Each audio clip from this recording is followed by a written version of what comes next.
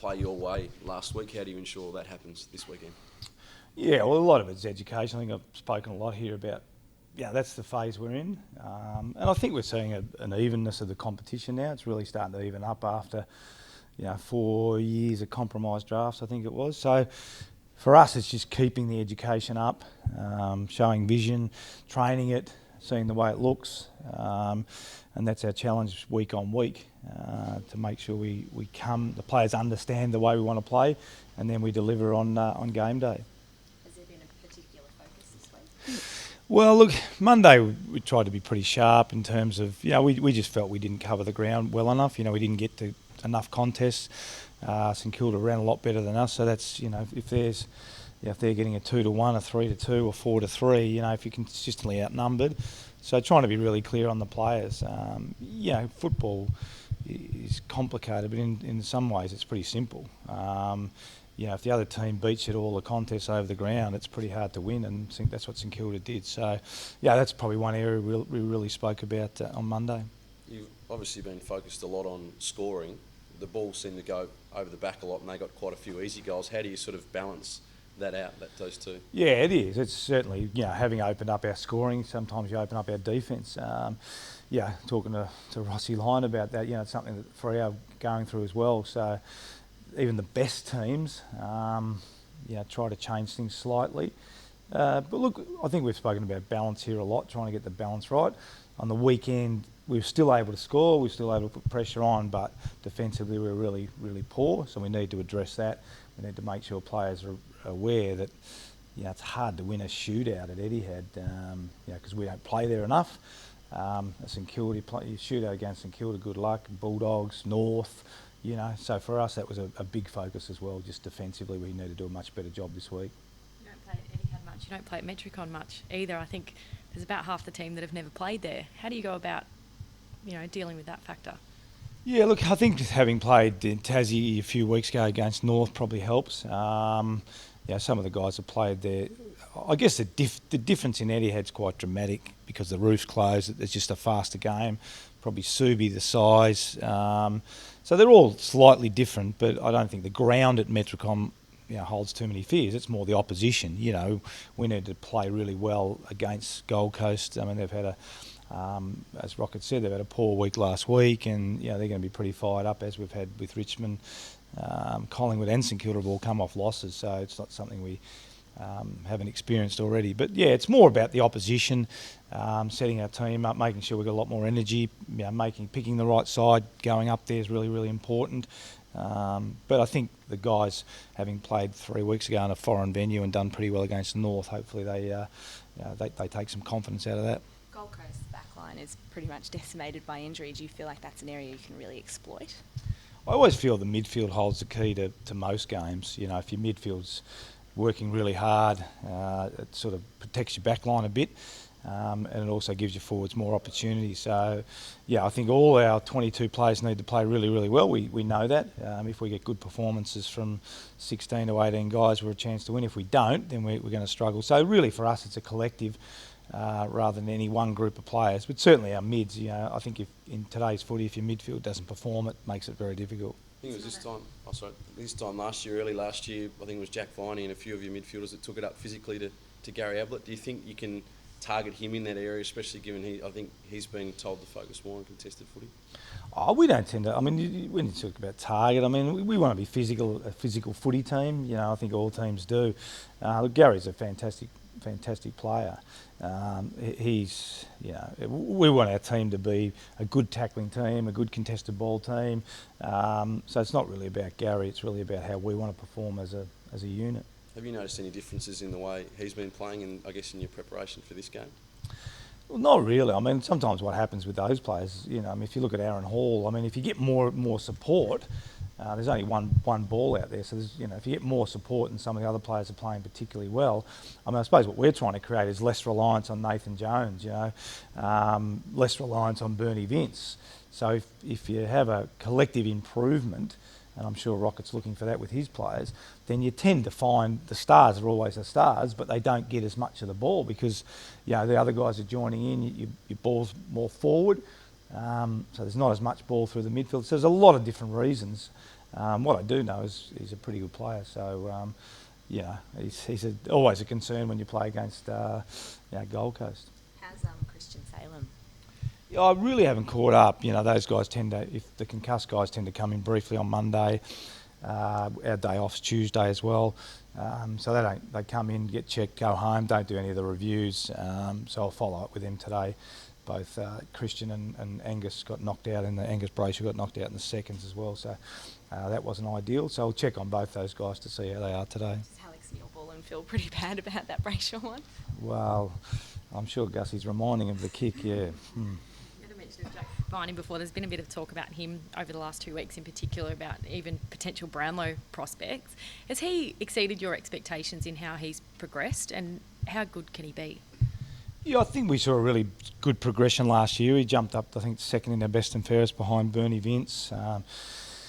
Look, he's a really good learner, a really good listener, and he's got good fundamental footy traits. He's good speed, good endurance. We know he's hard around the footy, and the thing we've encouraged him to do is get on the outside a bit more, and he's been able to do that. So every time we've set him a challenge to improve his game, he seems to be able to do that. So no, look, it doesn't surprise me because he puts so much time and effort into his footy, and he's a really good role model for Petrarca and Brayshaw and Oliver and all of our young guys, and hopefully they can follow on in terms of the way they apply themselves and also the way they listen to the coaches, and he's a really good example of that. Do you think you guys play better coming off loss? I don't know. It's always hard to tell. I mean, what you try to do as an AFL coach is provide consistency for your players. You don't try and change too much, win, lose or draw. Obviously, there's a little bit more to work on when you lose. But I think it's a reflection of the competition. We believe we've improved. Watching St Kilda on the weekend and over the last 3 weeks, they played Hawthorn. They've improved. Brisbane have improved. They're fantastic against Sydney on the weekend. I think it's just a reflection of the competition. Every game's very, very difficult, whether you're Hawthorn, who are on top of the ladder, premierships last year, and you get beaten by beaten by the Giants on the weekend. Freo's 0-6. Geelong have improved again. So I just think it's more a reflection of the competition. We have to play well every week. We need, as I said, 16 to 18 contributors every week. And that's just the way we approach it, win, lose or draw. There's a bit of... Back this week? Oliver, does he come back this week? Yeah, not sure. I mean, we'll have to have a look at the game, and I watched him live on the weekend, and he did the things that we know he can do. We obviously had a poor performance in the seniors, so certainly he's a chance to come back in, but we'd need to look at the team today or tomorrow and see who's out, see who's in. How many more weeks do you think Jack Trengove will need in the twos before he's considered for senior selection? Yeah, I sort of had a chat to him last week and purposely said, look, Jack, I've left you alone. And I said, it's almost a case of him coming to us when he feels like he's comfortable and saying, look, I really want to put my hand up for senior selection now. And the discussion I had with him was more around, you're feeling good? No, I'm enjoying my footy. I'm loving being back out there. And I said, look, come and knock on my door when you really think you're ready. When you think you're saying, yeah, look, what do I really need to work on to play AFL now, as opposed to we're just trying to let him play, let him enjoy it, let him get back on the field, and he's been doing a fantastic job. It's a credit to him the way he's been playing. The group copped a bit of criticism. I think it was Jack Viney that mentioned finals last week, and there was a bit of criticism after that loss. Do you think that was fair in light of the performance? Oh, look, you're damned if you do, you're damned if you don't. I mean, I think that's part of the young players. They're trying to answer questions, and a young player's always going to say, it's fine for me. I've been around footy long enough, and I can genuinely tell you guys we're an education-based team, as I did last week. We can't afford to get ahead of ourselves. But Jack's excited. He plays for finals. The young guys play for finals.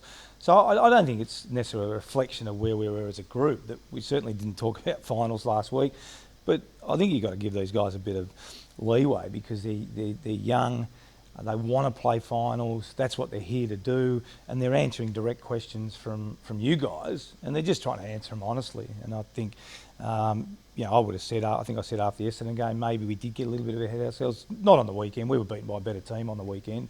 I think we had effort, but there was a lot of reasons why we didn't play well, and St Kilda were better than us. So do you think the group is getting slowly towards managing those expectations a little bit better, do you think? I mean, you had trouble when you've been favourite often, but do you think... Yeah, I don't think the group really thinks about it. I guess what I'm saying is that when they're immersed in the week to week, you know, they know what they're being educated on and they know the message coming from us. But when they get asked a question from you guys, yeah, they just try to answer honestly, and a lot of times that's individual based. Yeah, do I want to play in final? Yeah. Do you think I can play? Yeah, of course we can.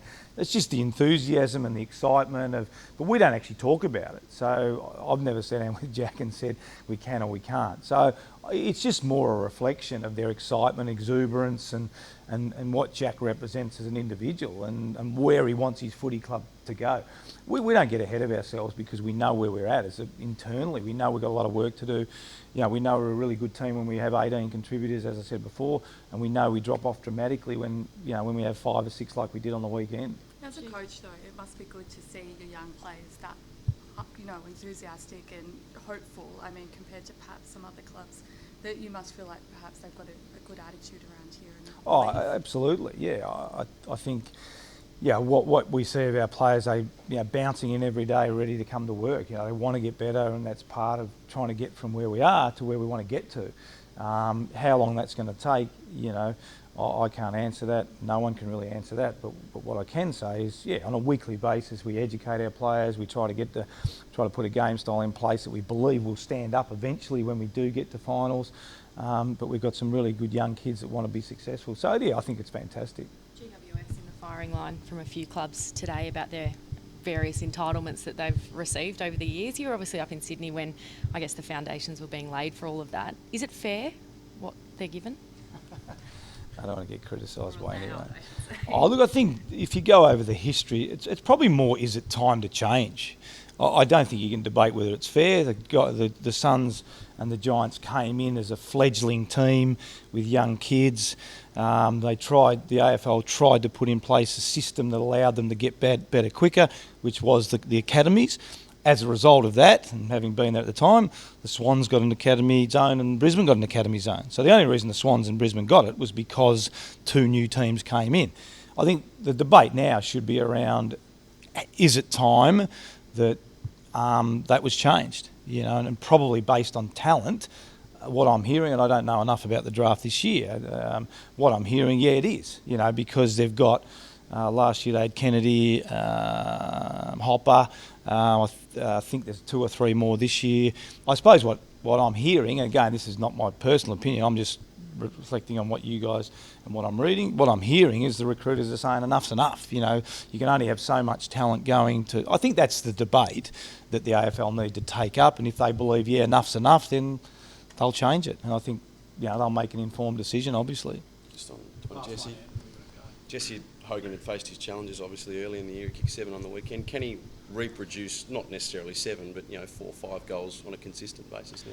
I think the impressive thing about Jesse is he faced a pretty tough week after Essendon. I think the month that he's had is reflective of how that may have been not a turning point, because he's going to be a good player anyway, but just I think his effort levels, his body language and all those sort of things. So the way he's responded was reflected on his 7 goals on the weekend. He'll kick, I don't know how many he'll kick this week, the week after, but if he has that effort that he's had the last month, he's going to continue to be an outstanding player. When that drops off, like a lot of our guys, he starts to struggle. But I've been really impressed with his response, and he's had a 4-week, probably the week before when he played against Rance, and we felt that Rance was a good player, but Jesse had a terrific game as well. I think that was probably more reflective of where we feel he's at, and then he gets some real reward on the weekend for that consistent effort he's had over the last month, which is terrific. Thanks, Rosie. Thanks, guys. Thank you.